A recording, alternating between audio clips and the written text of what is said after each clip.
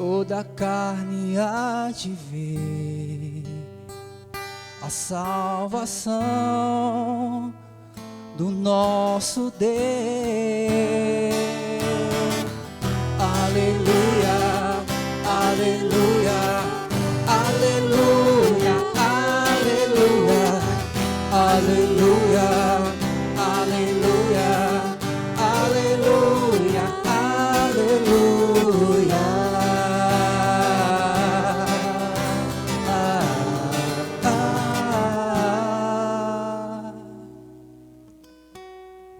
O Senhor esteja convosco.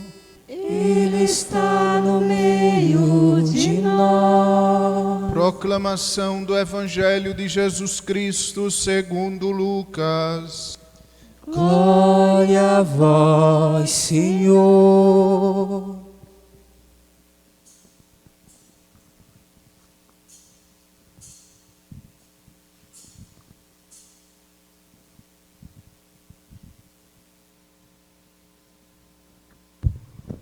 No 15º ano do império de Tibério César, quando Pôncio Pilatos era governador da Judéia, Herodes administrava a Galileia, seu irmão Filipe as regiões da Itureia e Traconítide, e Lisânias a Abilene, quando Anás e Caifás eram sumos sacerdotes.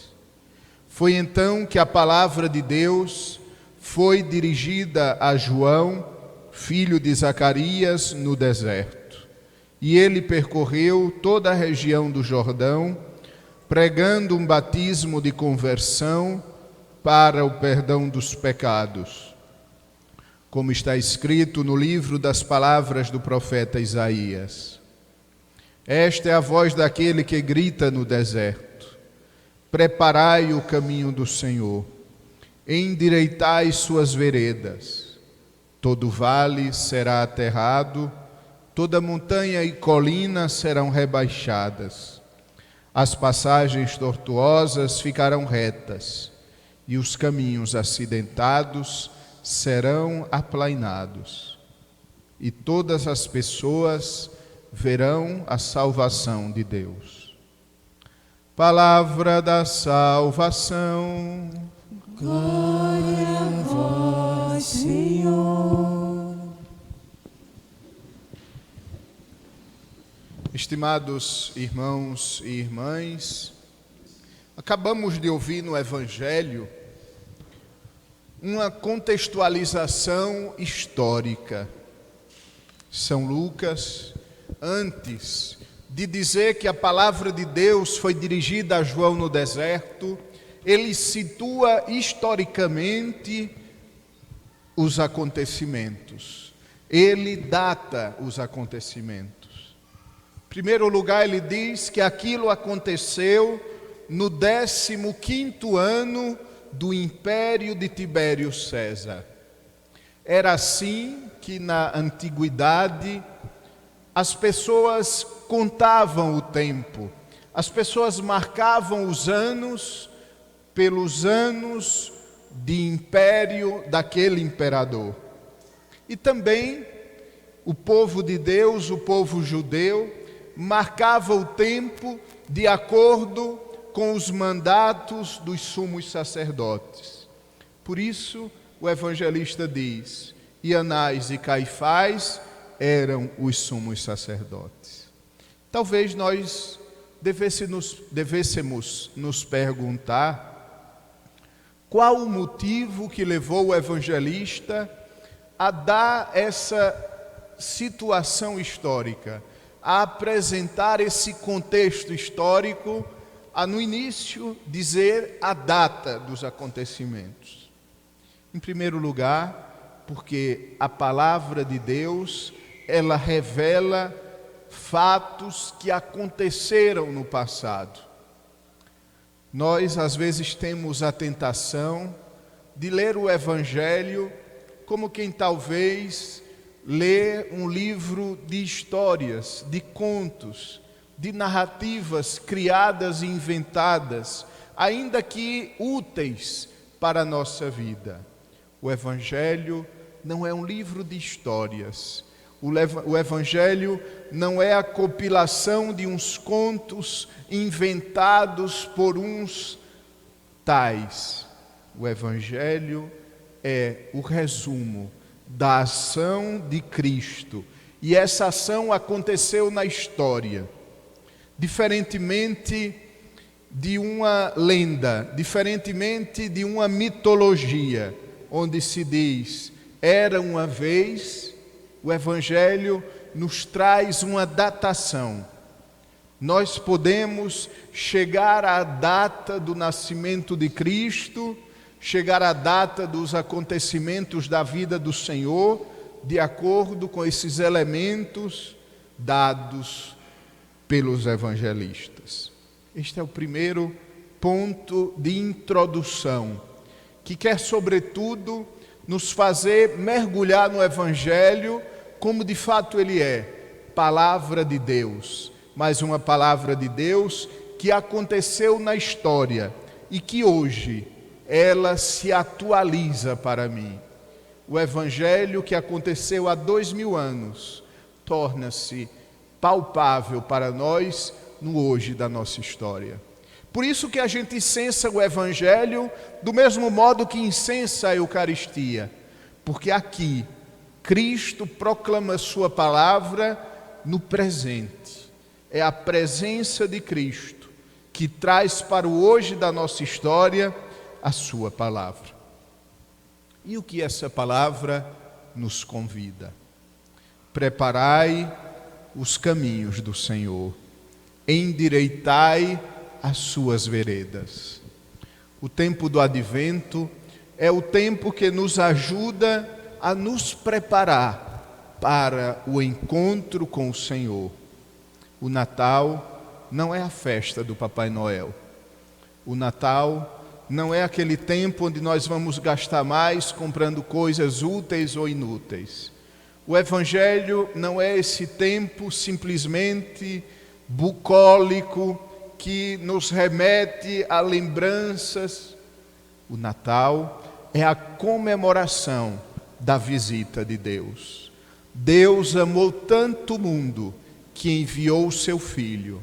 Deus que falou de muitos modos por meio dos profetas, enviou agora o seu Filho para salvar a humanidade.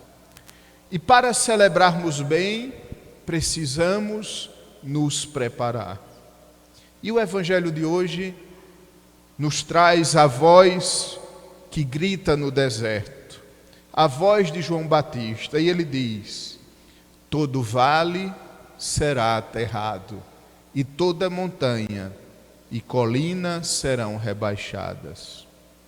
O vale é uma depressão no terreno. O vale é uma profundidade no terreno.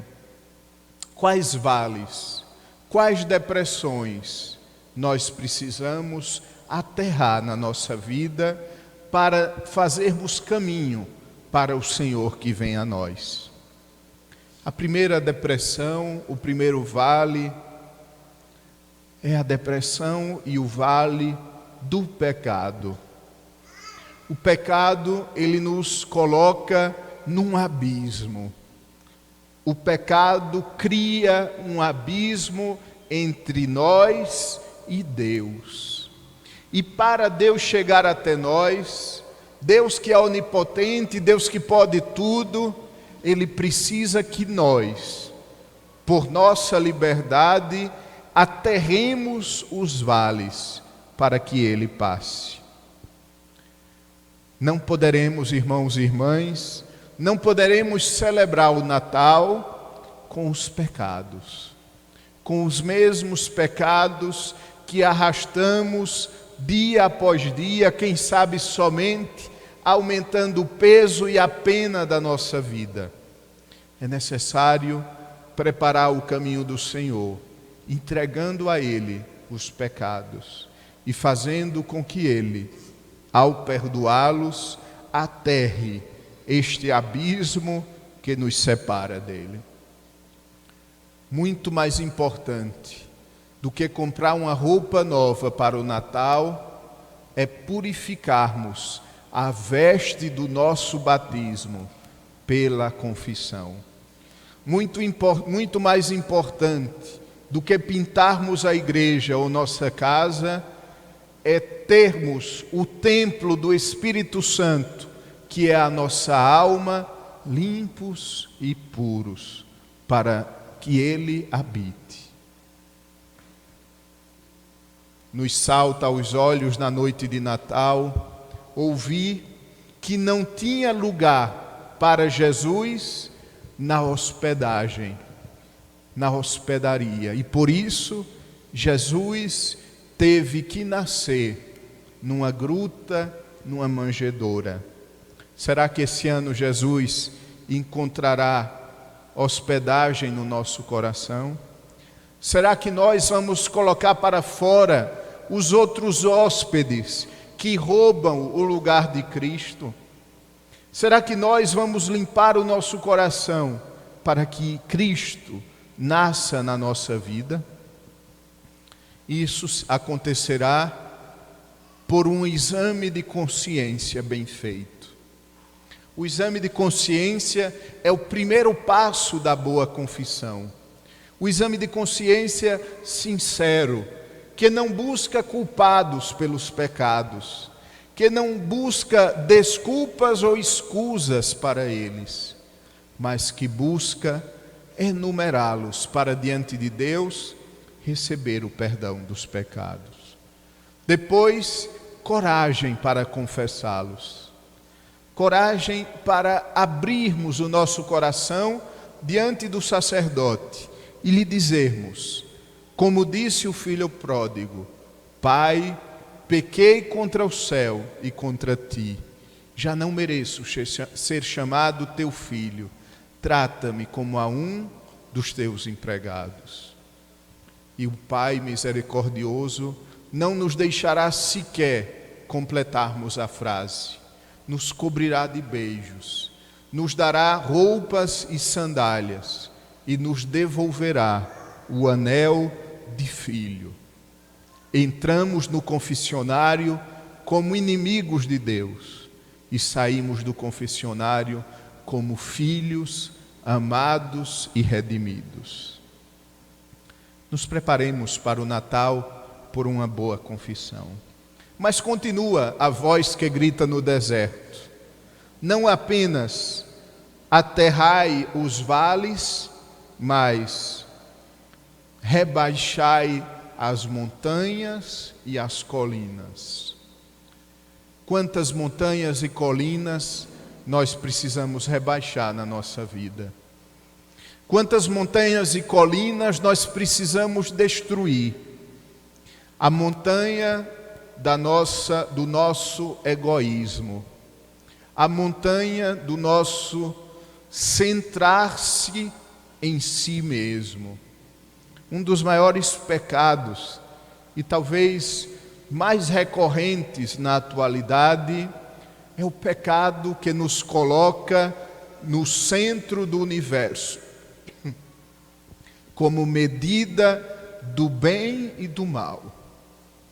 Nós nos sentamos no trono de Deus, nós repetimos o pecado original. A serpente disse a Eva e a Adão, a serpente disse: de modo algum morreríeis, mas ele sabe, no dia em que comerdes do fruto da árvore da vida, sereis conhecedores do bem e do mal, sereis como deuses. E nós, quantas vezes, amados irmãos e irmãs, quantas vezes nós somos a medida do bem e do mal? Quantas vezes nós lemos uma passagem bíblica e discordamos? Quantas vezes nós ouvimos o ensinamento da igreja e discordamos dele? Quantas vezes nós queremos ser Deus, dizendo que Deus poderia ter feito de um jeito ou de outro? Para celebrar o Natal, para preparar o caminho do Senhor, devemos realizar na nossa vida a revolução copernicânica. Não mais retirando do centro do universo a Terra, como aconteceu no século XVI, mas retirando do centro do universo nós próprios, o nosso egoísmo, o nosso jeito de ser, e colocando no centro o sol da justiça, nosso Senhor Jesus Cristo. Toda montanha será rebaixada. A montanha que nós precisamos rebaixar, além da do nosso egoísmo, é a da nossa soberba. A soberba, nos ensina São Tomás de Aquino, é o maior pecado que existe. E ele é pecado contra o amor de Deus e contra o amor do próximo. Quantas vezes nós somos soberbos na nossa relação com Deus, não aceitando a sua vontade, não aceitando os seus projetos para nós. Mas quantas vezes nós somos soberbos em relação aos outros, achando que somente nós temos a razão, achando que somente nós fazemos as coisas do jeito certo.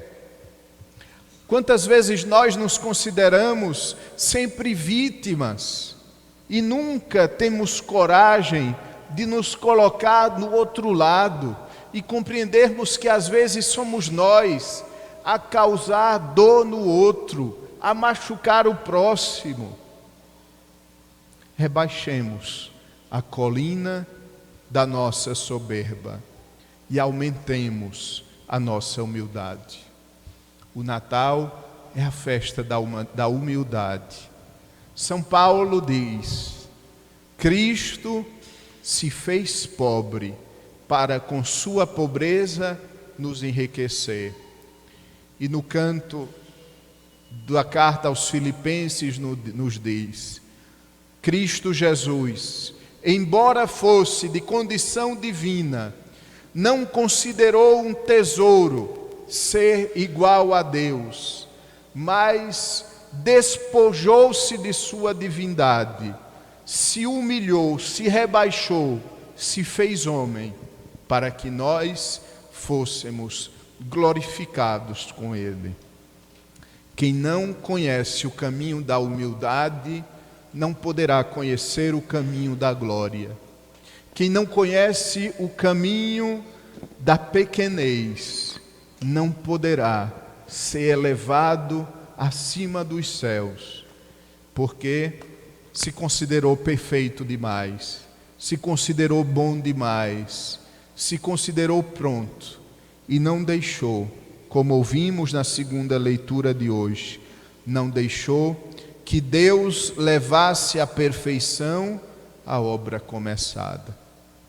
É interessante que na Basílica de Belém, onde Cristo nasceu, a porta é uma porta muito pequena, onde para entrar é preciso se abaixar. Só pode meditar sobre o nascimento de Cristo quem se abaixa, quem se faz pequeno. Preparemos o caminho do Senhor, endireitemos suas veredas. Todo vale será aterrado, toda montanha será rebaixada, e todas as pessoas verão a salvação de Deus. Cumpramos os passos que o Evangelho nos propõe, para que o Natal não seja somente um dia como o outro, para que o Natal não seja somente um feriado, um dia marcado em vermelho nos calendários, mas para que o Natal seja o nascimento de Cristo e o início de uma humanidade nova, começando por cada um de nós e atingindo todo o mundo. Amém. Creio em Deus Pai Todo-Poderoso,